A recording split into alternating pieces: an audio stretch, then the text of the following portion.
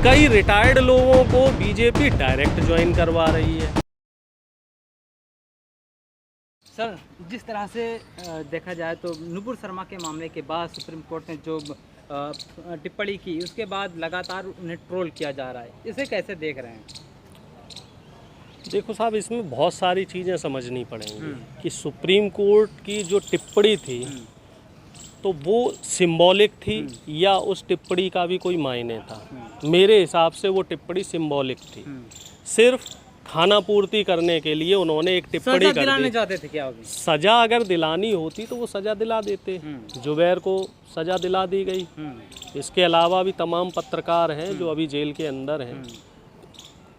है क्या दरअसल कि सुप्रीम कोर्ट भी खाना पूर्ति कर रहा है, और जो ये ट्रोल आर्मी है भारतीय जनता पार्टी की, ये ट्रोल आर्मी इस होड़ में लगी हुई है। मैं देख रहा था कई तमाम रिटायर्ड जज हैं, कई आईएएस पीसीएस ऑफिसर्स हैं जिन लोगों ने उन सुप्रीम कोर्ट की जज की टिप्पणी पे उनको ट्रोल किया। दरअसल सब लोगों के पीछे के अंदर एक होड़ है कि भाई राज्यसभा की सीट हमें मिल जाए।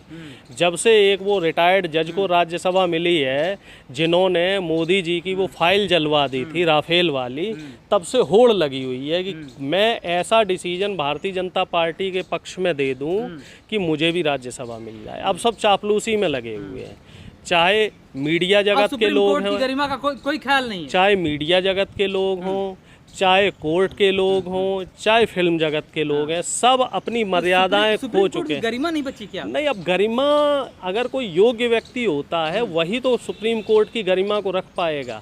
कॉलेजियम सिस्टम से जज का बेटा जज बन रहा है, ठीक है, बिना कोई परीक्षा पास करके आप सुप्रीम कोर्ट के जज बन रहे हैं, तो आप उसका कैसे उसको जस्टिफाई कर पाएंगे? मुझे तो ये चीज़ समझ में नहीं आती है।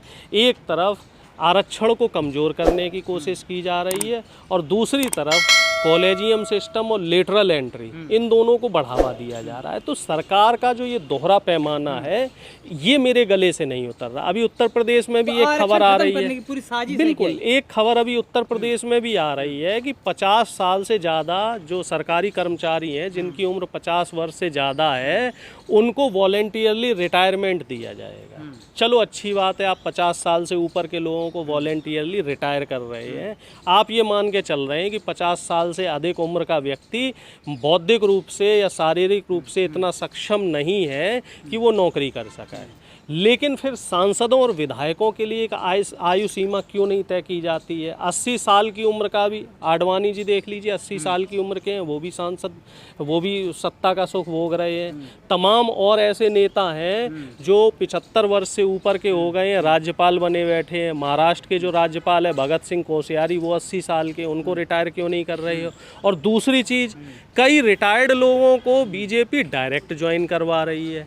कई 75 साल के रिटायर्ड प्रोफेसर हैं, रिटायर्ड आईएएस ऑफिसर हैं जो आरएसएस की पाठशाला में जाते हैं, जो नारंगी रंग का जो है वो हाफ पैंट पहनते हैं, उन लोगों को ये लेटरल एंट्री के जरिए डायरेक्ट उनको ज्वाइनिंग दे रही है। तो सरकार का ये दोहरा मापदंड क्यों?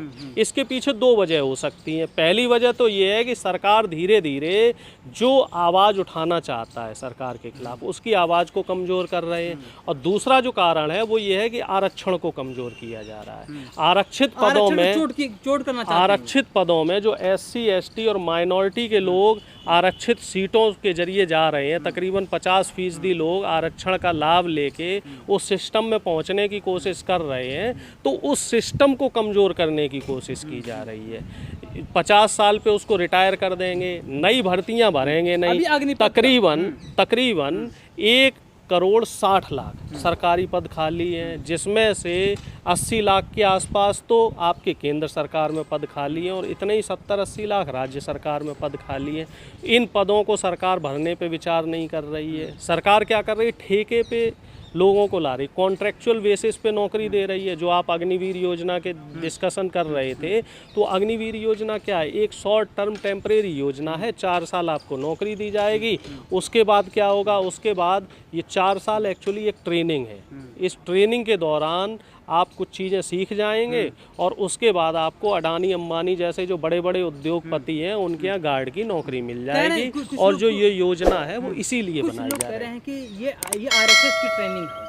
कि हो सकता है, उनको ला करके उनके हाथ में कुछ हो सकता है इसके पीछे भी इनका हिडन एजेंडा हो, क्योंकि आरएसएस और बीजेपी के लोगों का क्या रहता है, इनके खाने के दांत और होते हैं और दिखाने के दांत कुछ और होते हैं। हो सकता है ये आरएसएस के जो इनके जो लोग हैं, आरएसएस के कैडर के लोग हैं, तो उनको नौकरी देने के लिए ये लोगों ने ये योजना शुरू करी है, क्योंकि इनके हिडन एजेंडाज में क्या रहता है ये किसी को पता नहीं रहता। इनका जो कार्यशैली है, कार्यशैली बड़ी अजीब तरीके की है। अब जैसे किसान लोग हैं सर ये, हाँ राष्ट्रवादी हैं, लेकिन ये राष्ट्रवाद में व्यक्तिवाद ढूंढने वाले लोग हैं। ये राष्ट्रवाद में राष्ट्रवाद नहीं ढूंढते, ये राष्ट्रवाद में व्यक्तिवाद ढूंढते हैं और निजी स्वार्थों की पूर्ति करते हैं। किसानों के लिए कानून लाए, ठीक है, लेकिन उससे किसानों को फ़ायदा नहीं मिल रहा था। फ़ायदा किसे मिल रहा था? बड़े बड़े उद्योगपतियों को। अब ये अग्निवीर योजना लाए, इससे युवाओं को फ़ायदा नहीं मिल रहा है। फ़ायदा किसे मिल रहा है? इसमें भी बड़े बड़े उद्योगपतियों को। सर कह रहे हैं फ़ायदा है इससे। जो लोग फ़ायदा गिना रहे हैं, जो भी लोग हैं जो फ़ायदा गिना रहे हैं, क्या वो अपनी पेंशन छोड़ सकते हैं? क्या वो अपनी सरकारी नौकरी छोड़ सकते हैं? एक छोटा सा उदाहरण ले लो, जनरल, अपने बच्चों को नहीं भेजेंगे, अग्निवीर नहीं बनाएंगे अपने बच्चों को। जनरल वीके सिंह जी जो सबसे ज़्यादा इसका फ़ायदा दिखा रहे हैं, तो जनरल वीके सिंह जी को आईना दिखाने की ज़रूरत है। उन्होंने कोर्ट में एप्लीकेशन दी थी सिर्फ 1 साल नौकरी बढ़वाने के लिए। सेना से भी पेंशन ले रहे हैं और सांसदी की भी पेंशन ले रहे हैं, डबल पेंशन ले रहे हैं। डबल पेंशनधारी और सेना में 40 साल नौकरी करने वाला व्यक्ति 4 साल की शॉर्ट टर्म जो नौकरी है उसके फ़ायदे दिखा रहा है।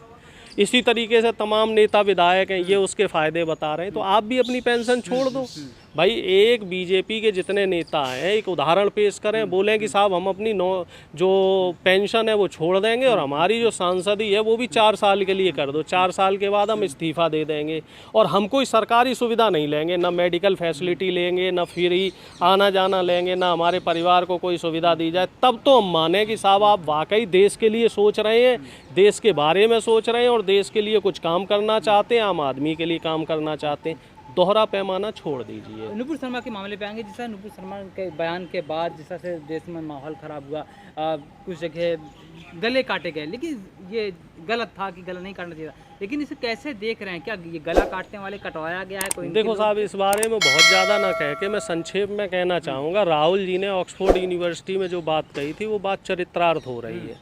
राहुल जी ने कहा था कि मोदी जी ने पूरे देश को इस समय केरोसिन पूरे देश में छिड़क रखा और देश कभी भी नफरत की आग में जल सकता है। राहुल जी की वो बात चरित्रार्थ हो रही है। बीजेपी ने जो सांप्रदायिक माहौल बनाया था, कम्युनल माहौल बनाया था, अब ये उसी का काट रहे हैं। प्रत्यक्ष और परोक्ष रूप से कहीं ये डायरेक्टली इन्वॉल्व होते हैं, कहीं ये इनडायरेक्टली इन्वॉल्व होते हैं। ये देश को हिंसा की तरफ ले जा रहे हैं।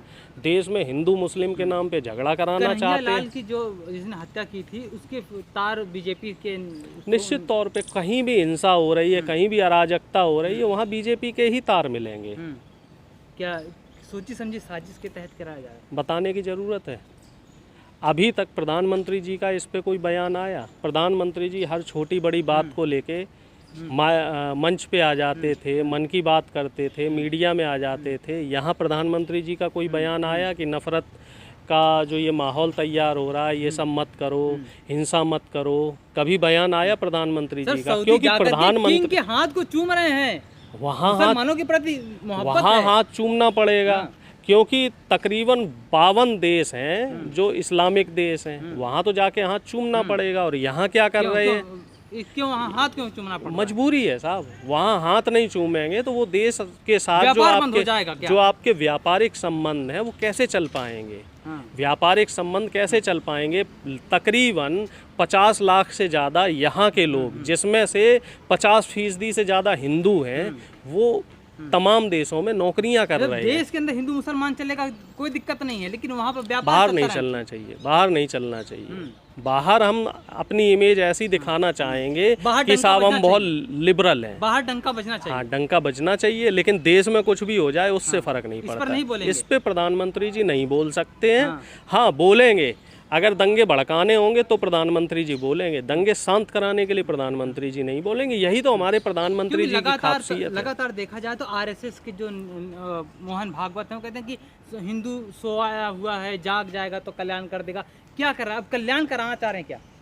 देखो साहब, आप बात को ज़्यादा ना खींचो और 100 बात की एक बात संक्षेप में समझ लो कि बीजेपी सांप्रदायिक हिंसा भड़काना चाहती है और हमारा काम ये है कि देश में शांति का माहौल बना के रखें, आपसी भाईचारा बना के रखें। आपके चैनल के माध्यम से मैं सभी दर्शकों से ये कहना चाह रहा हूँ कि ये जो कम्युनल आग जो बीजेपी हिंदू मुस्लिम के नाम पे भड़काना चाह रही है, लोग उसको समझ लें। रियाज कटारी किस पार्टी का व्यक्ति था, जम्मू कश्मीर में जो आतंकवादी पकड़ा गया वो किस पार्टी का व्यक्ति था। हर जगह आपको बीजेपी के सिग्नल मिलेंगे। बीजेपी दंगे भड़काती है, बीजेपी भाड़े के आतंकवादी पहुंचाती है और बीजेपी ही मर्डर करवाती है और फिर बीजेपी उनके विपक्ष में उनके खिलाफ जाती है।